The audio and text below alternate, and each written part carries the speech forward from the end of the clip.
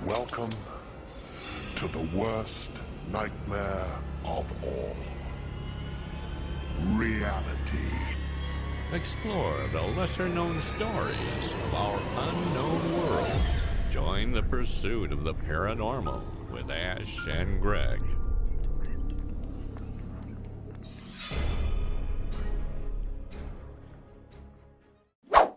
Hey everyone, I'm Greg. I'm Ash. We're Pursuit of the Paranormal, which you'll probably know because you're listening to our podcast. But there are several ways that you could support the show. You can visit our merchandise store, where we've got loads of clothing and other bits and bobs there for you. And we also have launched our Buy Me a Coffee campaign. Tell me a little bit more about that, Ash. Yes, you can support the show with a one-off donation, or you can also join our membership scheme, which gives you different benefits, including shout-outs on the show, discount on the merchandise store, early access to episodes, bonus episodes, all of these different levels of membership. It just helps us carry on doing what we're doing. So you can visit all these places and more at our linktree.com/Pursuit of the Paranormal. Hey Ash, how's it going today? Hey, not too bad, Greg. Not too bad. How are you doing? Nearly Christmas. Yeah. Merry Christmas. Yeah, all good. Just waiting for lockdown to hit the UK. Got my booster jab. Lockdown part 12.2 or something at this point. We were promised by Boris that we wouldn't go backwards. That was it. So yeah, looking forward to that. Happy Christmas, everybody who's in. If this goes out when we're in lockdown, happy lockdown. Yeah. So today's episode, we are talking to a gentleman by the name of Sanjay, coming from northern Illinois, and he's a Bigfoot hunter. Cool. And hoping to see if there's any connection between Bigfoot, UFOs, paranormal, like we've covered off in previous episodes. Yep. So it'd be interesting to see. So have a listen, guys, and let us know your thoughts as always. Thanks for joining us. How are you? I'm well, thank you. I understand you're a Bigfoot hunter. I wouldn't say hunter. I'm certainly, I would call myself more of an investigator. The running joke among my colleagues in the Bigfoot world is that I don't have to go looking for Bigfoot. He usually comes looking for me. Oh, wow. Okay. So do you want to take us back to the start of sort of how you got into Bigfoot? Oh boy, that would take about 3 episodes. Are you sure you want to? Well, no. Let me condense it. I had a series of encounters with what I believe to have been a Bigfoot or several Bigfoot type creatures while I was growing up as a small boy in South Dakota. I did not know at the time, but having been born in the Himalayas in northern India, my parents had stories of the Yeti and would oftentimes, after a snowfall, find tracks going across the field near their house. And no one thought twice of it. They just said, oh, it's the Yeti, and went about their business. Didn't blink. And my father told me of a camping trip in the upper foothills with some of his students. He was a teacher. And they woke up the next morning and came out of their tents, and there were tracks wandering in and out of the tents. And clearly it had come through the night before. And again, no one really blinked. It was just sort of, yeah, okay, it's a Yeti. And off they went. So those experiences when I was quite young and being very up close and personal, probably, impelled me to want to look into this further and to find out more about it. I had the very good fortune, well, I wouldn't say very good fortune. Later in life, I had a house in Michigan, which is quite near here, and would go there on weekends and such, and had some experiences there which I could not explain, and started to realize that, maybe this thing is a little bit more common than I thought. And so in 2007, I had the very good fortune to meet a wonderful colleague in the Bigfoot world, and we are still very good friends. His name is Bob Daigle, and he lives outside Detroit, Michigan.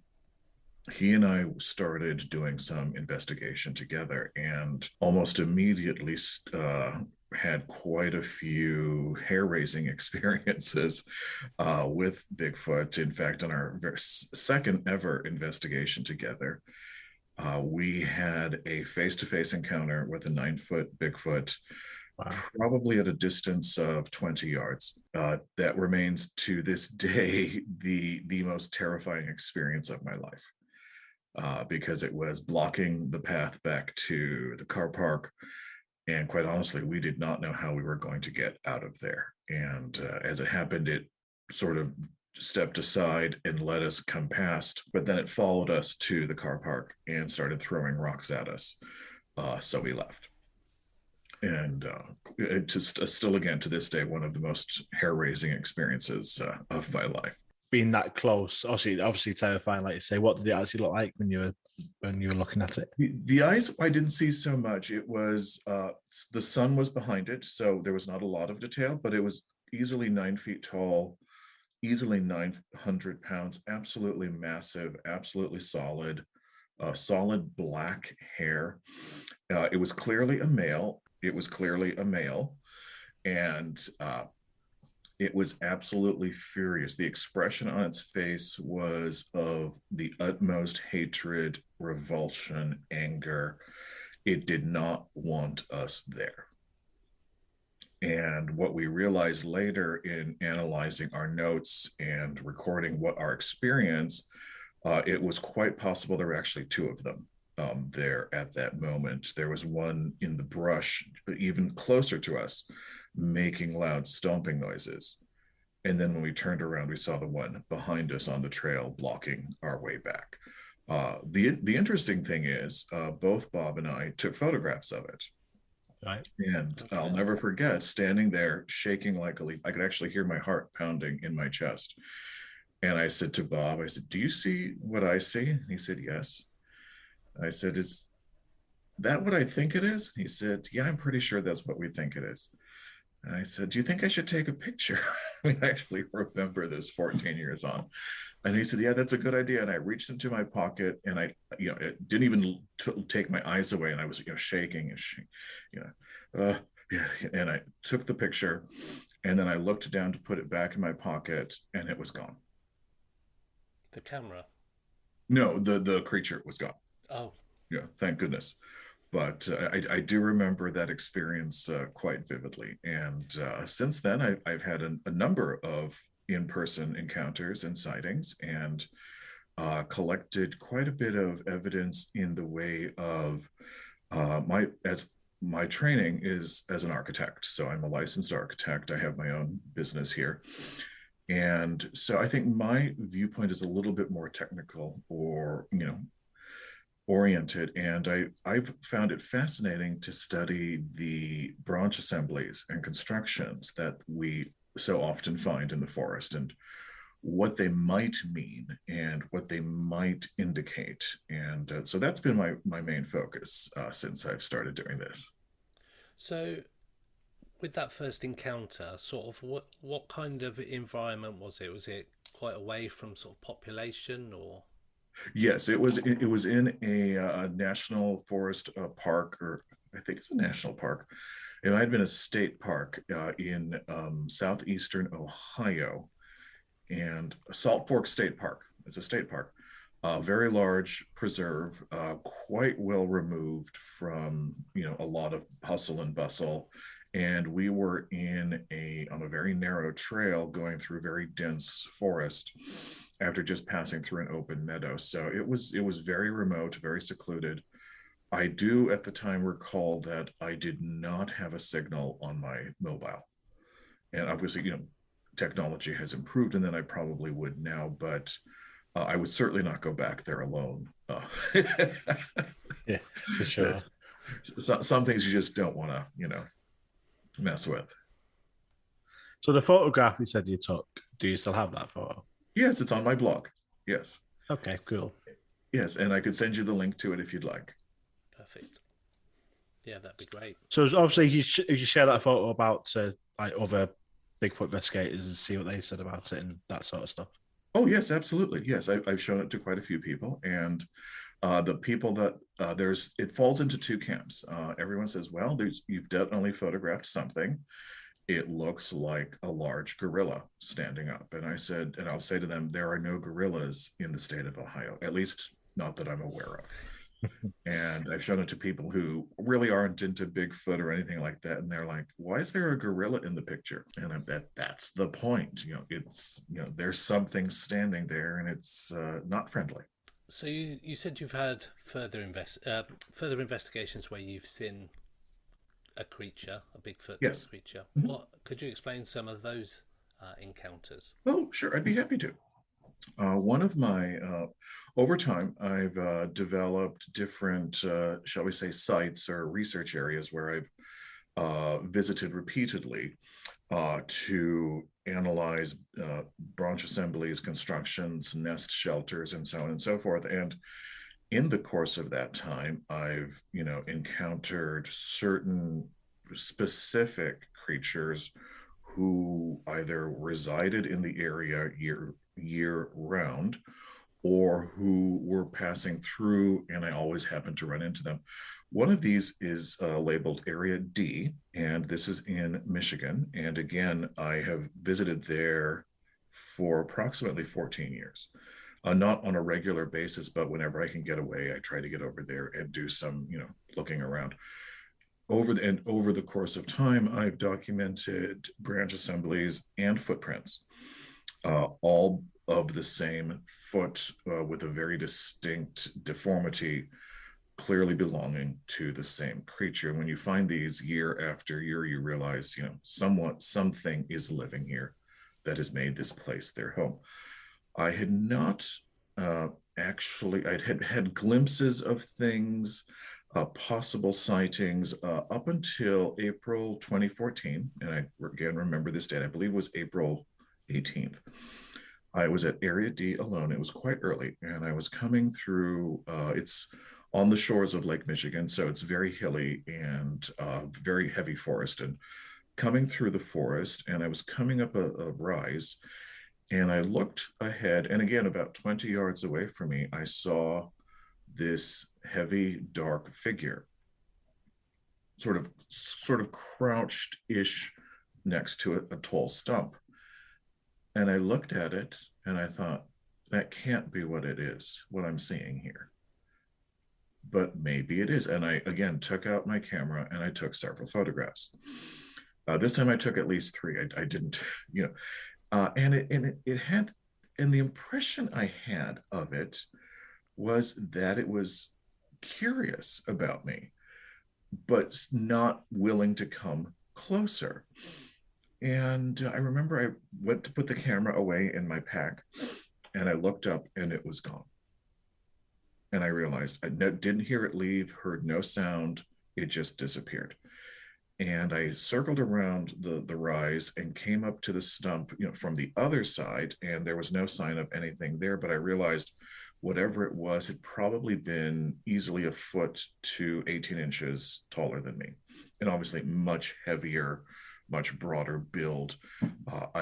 The pictures were analyzed by two different persons, and quite a lot of facial structure was revealed.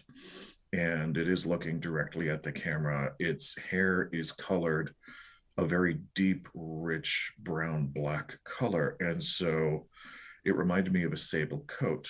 And so I've called this creature Sable ever since. And I've encountered him quite often upon my returns to Area D. I've brought food for him, and he invariably makes his presence known. I do have some other possible photographs of him that really are not anything else, but that is probably my first face-to-face encounter with him. You say him. Do you get the impression that it's more of a male type figure, or? I really do, and again, that's a little bit subjective, of course, from my end. There's no evidence of female genitalia. He does not have large breasts. I've certainly not seen any other indications that he would be male. But in my mind, what I've observed and my my impression of him is that he is an adult male or a young adult male. So you talked about doing a lot of research into like the structures and that side of Bigfoot, which is quite a common trait amongst like Bigfoot investigations and Bigfoot stories. What have you found with these structures? Like any meaning to them, what they are used for? Yeah, actually, as a matter of fact, yes, I have. One of them is, in fact, again at Area D, we found a series of structures or assemblies that were aligned with each other across a mile of forest on a straight line heading almost due north, with other arrangements tied into it. And what we discovered was that these assemblies and these structures were actually arrows or directional markers oriented to a nest or a shelter site. Some others that we have found, for example, the large upright X, which is typically a forked branch in which, like, so if this is the forked branch, this is the other branch tucking into it, and it forms a large upright X. And you usually find them everywhere. What I have posited, and this is something I've published, is I believe these to be boundary markers, not for us, but for them.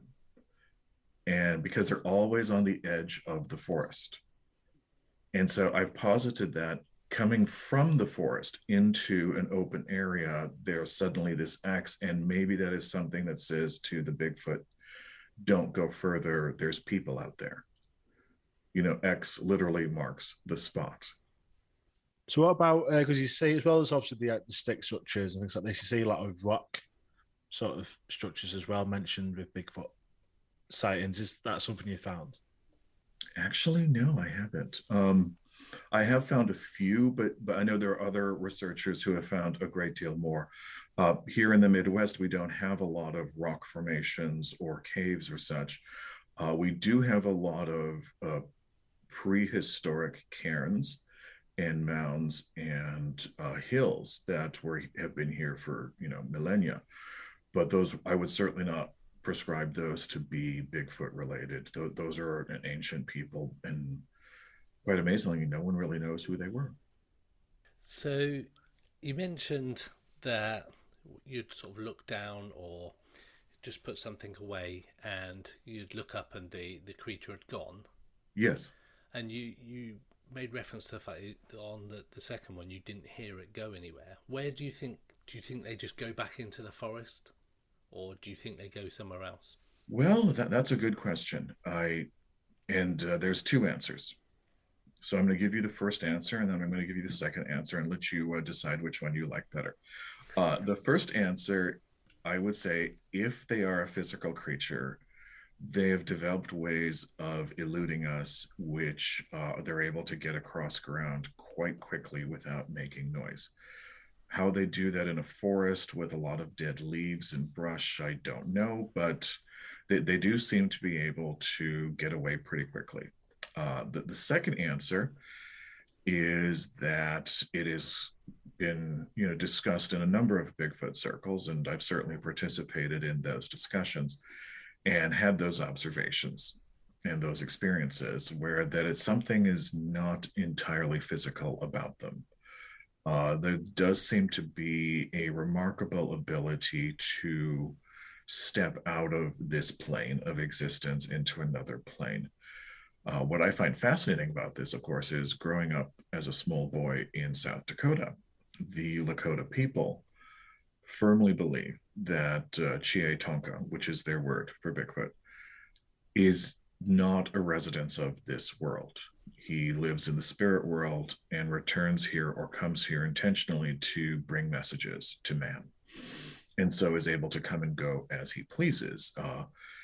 If we were to, turn that into a more spiritual context for Europeans, we may prescribe him to be an angel who does not live here, but is able to visit us and bring a message and then depart. Now, I'm certainly not saying that Bigfoot is an angel. Please, I'm sure you understand that, but it's an interesting parallel at the very least.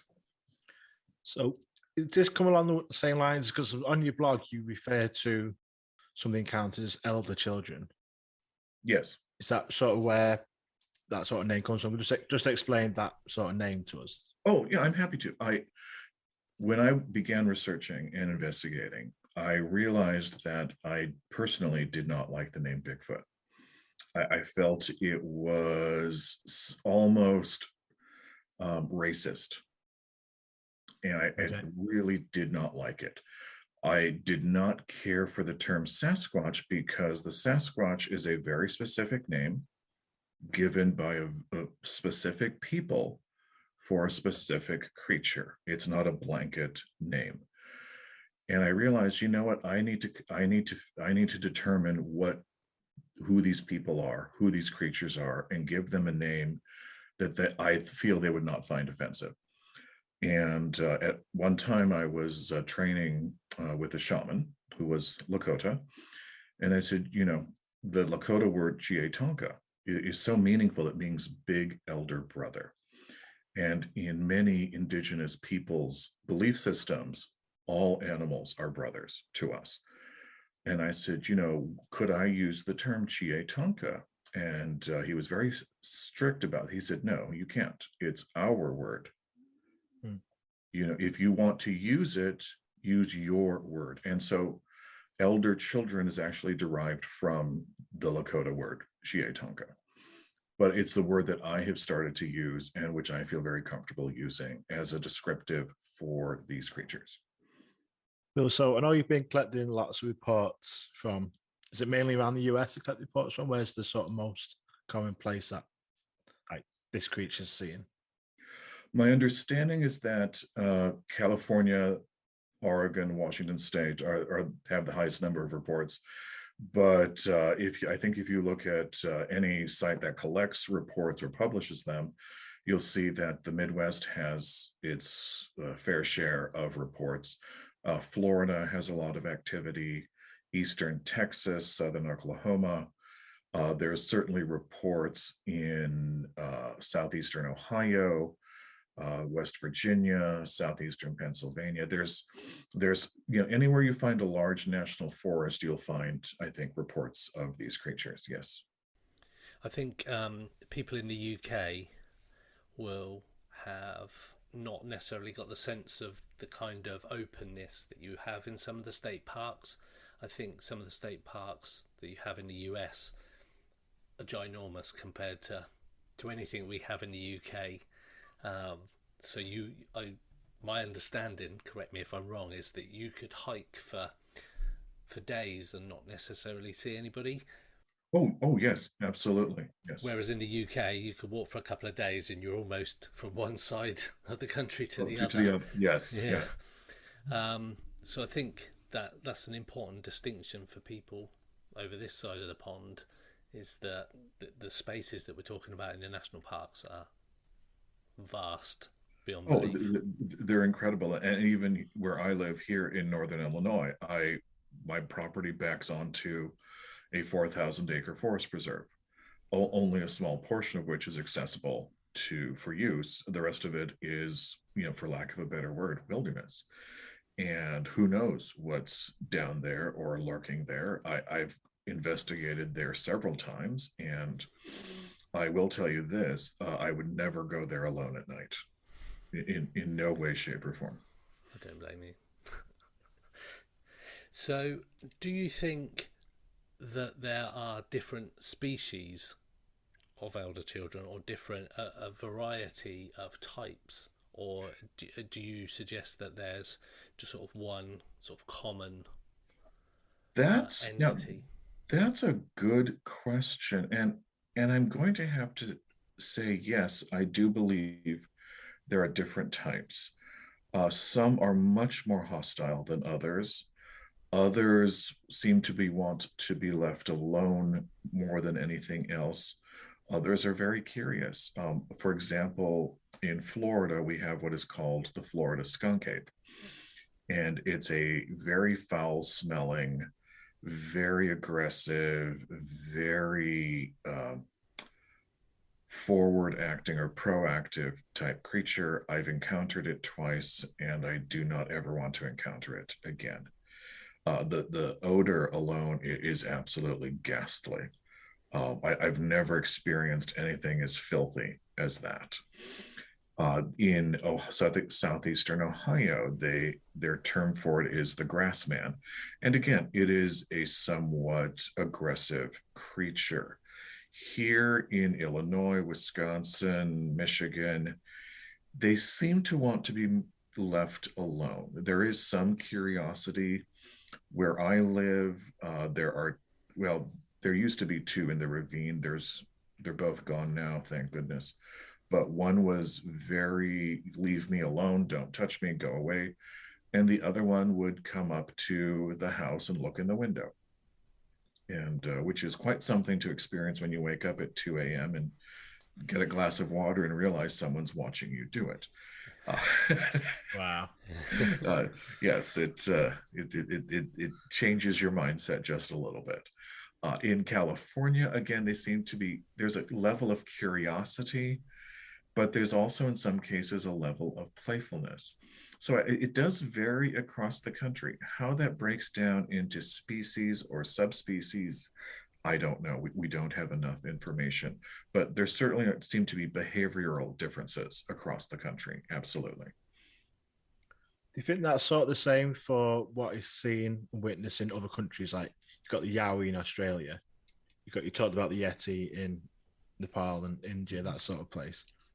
Do you think that they are possibly related going back over many years, or are they different animals altogether? I don't have enough information to really give you a good answer on that.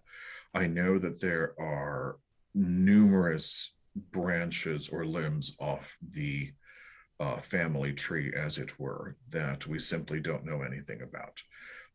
It's absolutely possible that there are other upright bipedal creatures out there of which we know nothing.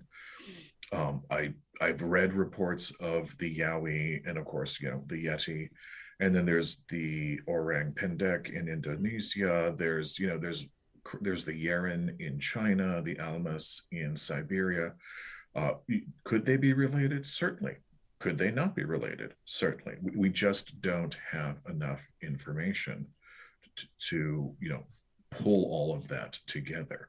It just seems quite alluring that there's so many similar sightings all over the world in these different places. Mm-hmm. And when we did an episode on Yowie for our very first episode, actually, and we noticed that the reports from like Australia were very similar to the reports in North America and in Asia. And obviously, it's like going back to hundreds of years, and the reporting seeing the same thing. Whereas like, they couldn't have read that on the internet back then, or sort of communicate with each other easily like we can nowadays. So they're both different cultures, different communities seeing the same thing, or seeing the same sort of creature. That sort of lens that there is definitely something that is being seen, that is living in these forested areas and these mountain areas. Yes, absolutely. And there are reports of a hairy, upright walking or bipedal creature in the forests and jungles of Vietnam, which was observed, I believe, repeatedly by various American soldiers, and they were told not to talk about it. There's reports of a bipedal creature in a specific state in northern India, which is not connected to the Himalaya, but is quite well known in that region. So yeah, there's stuff out there, and we're still finding it and still understanding it. Several weeks ago, I came across a Superman comic at a bookstore. And it was one from the 1950s, and on the cover was a drawing of Superman on a seesaw with a Bigfoot creature. Cool. And I thought, well, this is interesting. And I looked at the year, and it was about a year after the Bluff Creek tracks were first, or the Willow Creek tracks were first discovered. But this was, still several years before the Bluff Creek footage. And I thought, how could they have come up with, this being that large, and also with the notion that this was an alien creature come to Earth, which, as you both know, is a rather popular uh, discussion in the Bigfoot world as well. And so it's fascinating how these things sort of seep through and emerge in our stories and our legends, or in our modern day culture, that this is something that's quite feasible. So you mentioned about people's thoughts of like the alien culture. A part of your research, the areas that you're seeing these particular creatures, have there been any reports of UFO activity or other paranormal encounters in that sort of Hmm. general area? I've personally had not a lot, but certainly several unusual encounters which I could not explain and did not seem to be connected to Bigfoot. If they are connected, and there are, of course, reports all over of Bigfoot coming down in a spaceship, or Bigfoot getting into a spaceship, or chatting with the green men from Mars. I I, I don't know what to say. There is some very strange stuff out there, and I've encountered some of it, and I'm not sure I would ever want to encounter that thing again. It's one thing to go investigate in the forest at 1 p.m. and return at 3:30 p.m. and get in your truck and drive off. It's another to get in your truck at 3:30 and look at your wristwatch and discover it's 4:45. Is that what happened to you? Yes. Yes. Do you want to tell us a bit more about that? This happened in the spring of 2015. I don't recall the exact date. No, I'm so sorry. Forgive me. September of 2014. September of 2014. I was in the woods in southern Wisconsin in one of the large state parks here, which vast acreage, very heavily forested, but with lots of riding trails and such. And we had come into the woods at about 1 o'clock ish, and we're investigating, and several things happened on that investigation which to this still remain inexplicable. The most puzzling thing was, at a certain point, we were taking a branch trail down into the swamp, and I turned to my colleague and I said, "I've been here before." And he said, "No, you haven't. We've never come this way." And I said, "No, I'm not kidding you. I have been here before. I have come down this trail." And I was absolutely dead certain of it. We continued along, and I turned to my colleague again and I said, "This isn't real." And he looked at me and he said, "What do you mean?" I said, this isn't real. We're on a stage set. Nothing is real." And I could have, if I'd been in a court of law, I would have put my hand on a Bible and sworn it, that this was not a real place. And he asked me, "Where do you think we are?" And I said, "I don't know where we are, but we are not in a real place." A few moments later, we'd come up on the bank of a very steep, deep ravine, and I was looking across the ravine and realized that there were 3 or 4 dogman creatures standing there looking at us, which was not entirely pleasing, I must say. We continued our trek through the woods, and when we got back to the truck, I looked at my wristwatch and it said 3:30. I said, "Okay, it's 3:30."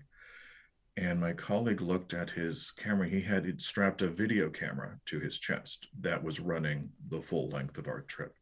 And he said, "That doesn't make sense." He said, "What time did you say it was?" And I said, "It's 3:30.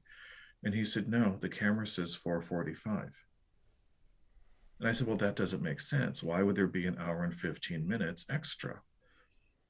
And then I looked at him and I said, "What happened?" It gets even weirder. We drove back to his house. I retrieved my car and drove home. I got home, I want to say, at about 5:30. I immediately took a 2-hour nap and had a very strange dream.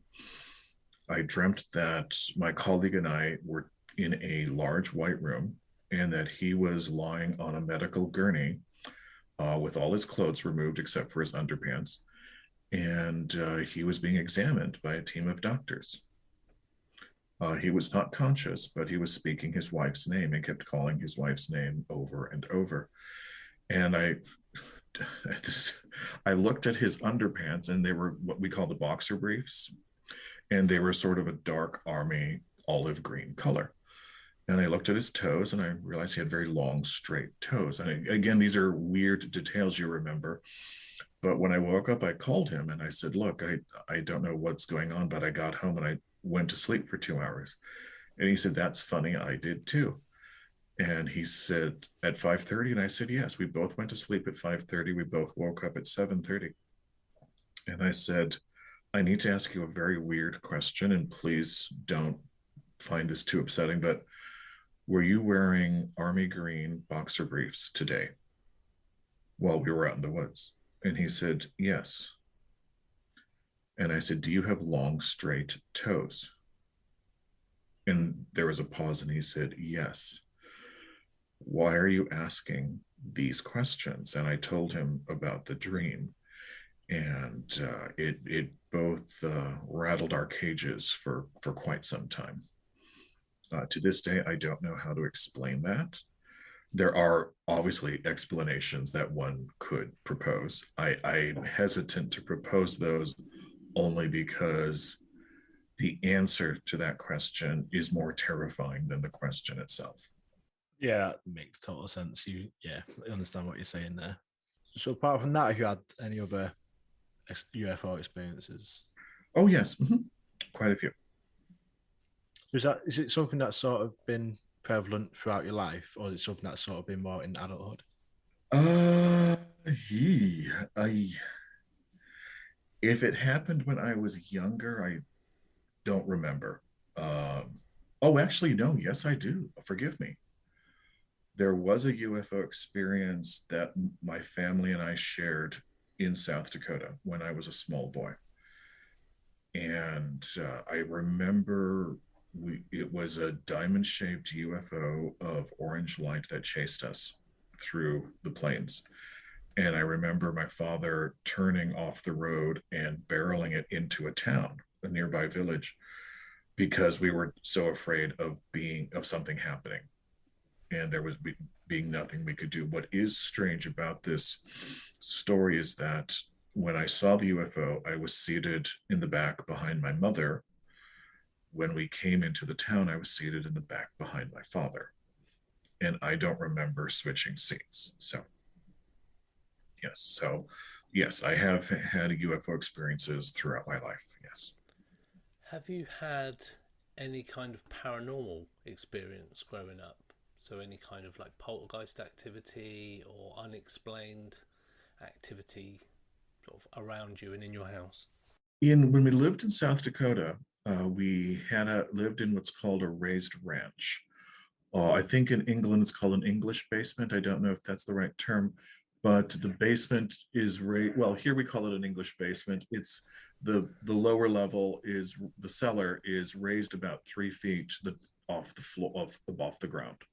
So there's windows and you can look in and so on and so forth. Okay, yeah, I know what you mean. Yeah. Okay. And so what you would call the first floor is about 3 feet off the ground. Got you. Yeah. And so no, that's the second floor. So. Yeah, I got you. All right. So, and I remember in my bedroom one night sitting up and watching 3 Lakota warriors walk through our bedroom at the floor, waist up, and I realized they were walking on ground and going right through our house because for them the house wasn't there. And that was quite interesting. We had more paranormal activity when we moved to Illinois. Here where I live now at the cottage, there was quite a lot, almost from day one, moving in here 7 years ago, some type of ghostly or poltergeist activity inside the cottage quite often. Can you elaborate a bit more? What sort of things happened or started happening when you moved in? Well, when I got here, there was a lot of Bigfoot activity outside. They would come up to the house. They would, tap on the windows. They would walk around. When it would snow, we'd find footprints. I still find footprints from time to time out in the garden. They would, as I mentioned before, they'd come up to the window and look in. Inside the house, numerous balls of light, orbs, poltergeist activity, loud noises. Things would go flying across the room, which is always exciting when that happens. When you see a bottle, launch itself across a room, and you realize there's no way on earth I'm going to save that in time. It starts to get pretty interesting. There's been some unusual creatures here, inside and out. And there was at one time, there was a dwarf, or a gnome. I called him Fred, the kitchen dwarf. And a very small older gentleman, heavily built, with a tall red pointed hat. And he would show up in my kitchen and help himself to food. And one night I was sitting at my desk, as I'm sitting here, and I'm working away on my computer, and I suddenly realized Fred's in the kitchen, and I turned and he was helping himself to leftovers from the fridge. And I said, please help yourself, whatever you need, you're welcome to it. And he smiled and nodded, and off he went. So what or who do you think that is? Fred. I don't know what else. He lives in the stump out back. There's an old tree stump at the back of the garden, and he came for a little bit and then he left. He came into the house 3 or 4 times, helped himself to food, and off he went.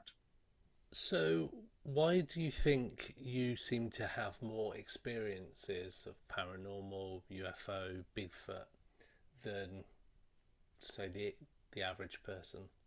I've asked myself that numerous times, and other people have asked that, and there's several different answers have been, proposed. And I think the one that makes the most sense to me, anyway, is that there is something in my makeup, physically, mentally, emotionally, what have you, that is an attractant for the spirit world or the paranormal or whatever you want to call it.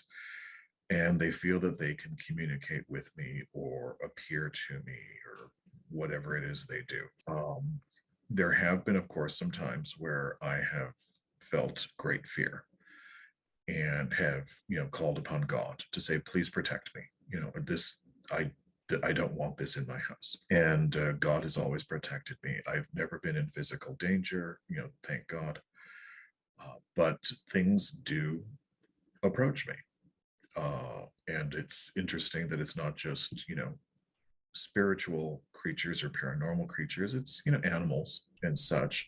For example, out here at the cottage, I have a little shed in the garden. And there's a family of skunks that live underneath it. And in the mornings, I'll sit outside with my coffee, and the mama skunk will come by with her kittens, and the kittens will come and play with my toes and sort of hold them in their paws, and they like to lick them, I think, for the salt. And the mother skunk doesn't mind in the least bit. And after a bit, after a while, they'll move on and go off and hide under the shed, and I'll come back inside. So things like that happen here quite often. So you mentioned that in that answer that it could be in your makeup of you as a person that is what attracts all this stuff. Has anyone in your family had experiences in the past, like when they were younger, or other more distant relatives? My father was very spiritual and was certainly aware of things, but he was very careful and did not openly engage it. My little brother, who is 14 years younger than I, has had some very terrifying experiences.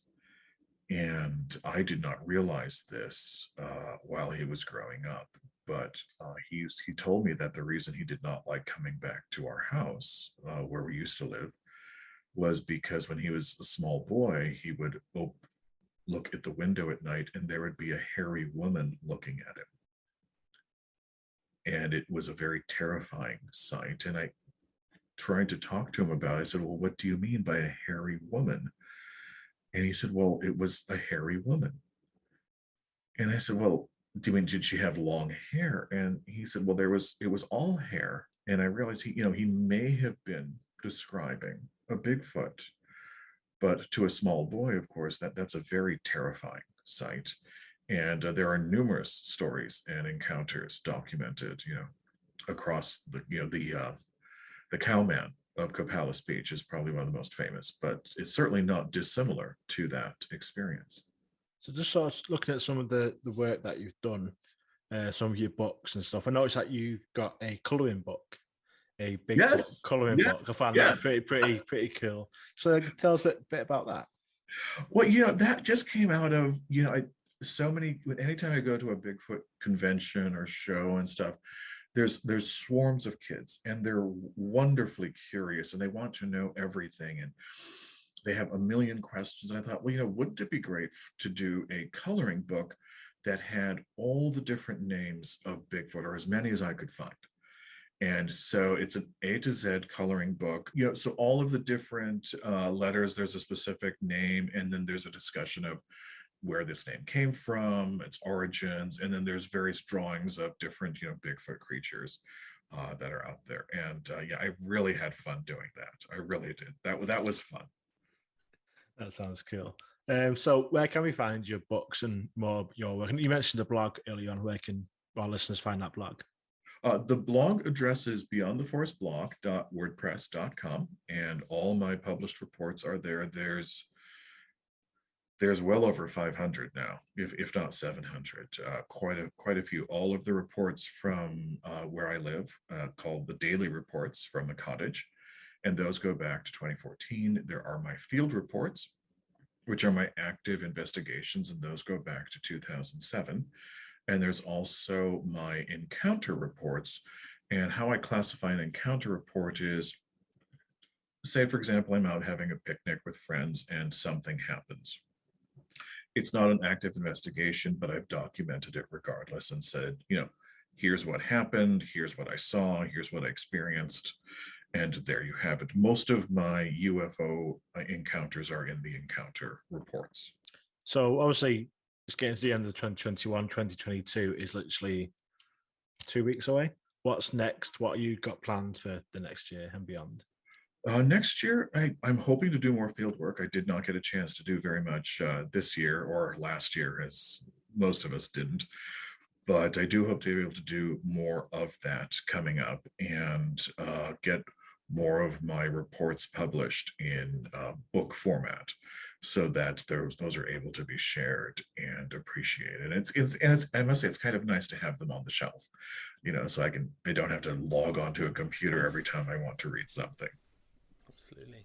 Cool. Well, thank you, Sanjay, for chatting to us. It's been fascinating hearing your encounters and your work that you've done with Bigfoot. Oh, thank you very much. I've really enjoyed speaking with you both. Thank you so much. Yeah, thank you. Maybe next year, when you've done a bit more or been able to get out a bit more, we'll catch up again and see what's been happening. Oh, I'd love to do that. That would be fun. Thank you. Yes, that'd be brilliant. Thanks for your time. Oh, thank you. Have a good evening.